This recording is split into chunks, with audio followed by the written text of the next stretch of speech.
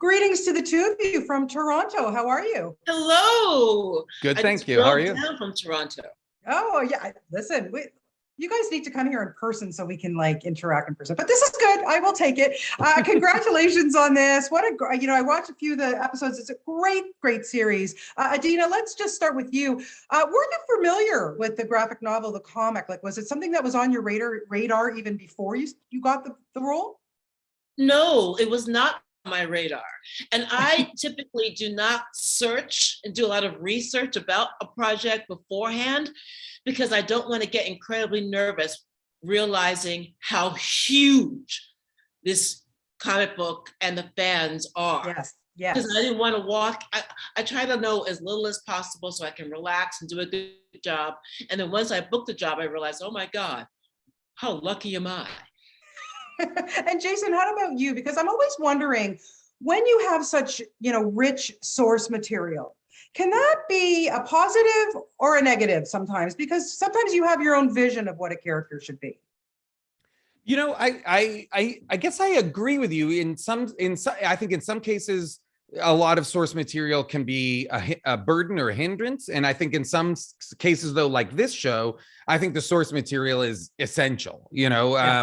For me, I've been a fan of Paper Girls, the Brian K. Vaughan, Cliff Chang comic book since it started. I bought issue 1 off the shelf the minute it came out. I was so excited about this project. I was excited about it when I read it as comics, and when they announced it, I was excited about it being a TV show. And then the idea that I could be a part of it was like, mind-boggling. So for me, there's such both. This story is both so expansive and so rich and incredible in terms of world building and, adventure, time travel, coming of age story, all this stuff, but also inside of a structure that's very manageable. Like the comic series is not 400, 700 issues long. You know what I mean? You pick up Spider-Man right now, they're on issue like 828. You know what I mean? Like, oh my God, the horrors. How many movies will they make? Yeah, exactly. So it's really nice. This is a story that adds up, that makes sense, and that I feel like in adapting it to series, we are in such great shape. It's a great story. Yeah, it is a great story. So Adina, like, how do you get into the mindset of playing this commander? Well, I've been a warrior a few times, so that one wasn't a bit of a stretch for me. Okay. Actually, it's more when she uses her smarts and she becomes more relatable and human. That's actually was a bit of more of a challenge for me. Just playing myself and letting the prey come to me. That's where the work came in for me.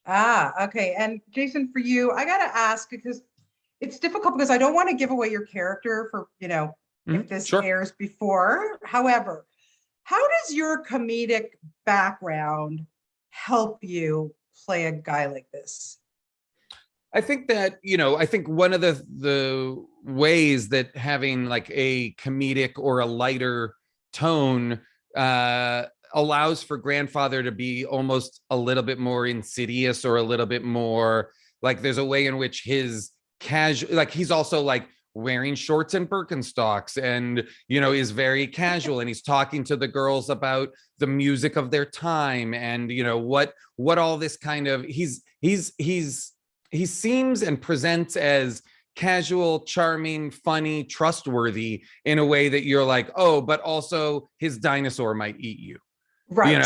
So the dissonance between those two absolute facts it makes him a pretty compelling character, because, and the humor, I think, helps kind of insinuate him into conversations with people that would otherwise be threats, or would otherwise be true, villain. I'm not Voldemort. You know what I mean? You have a nose. I see. Exactly. You have a nose. I have a nose. Yeah. But you know, it's not like a villain in that sense. So like being able to like have moments of levity or jokes or stuff like that help to kind of keep the tone and the pace light, but the Right. stakes are unquestionably life and death.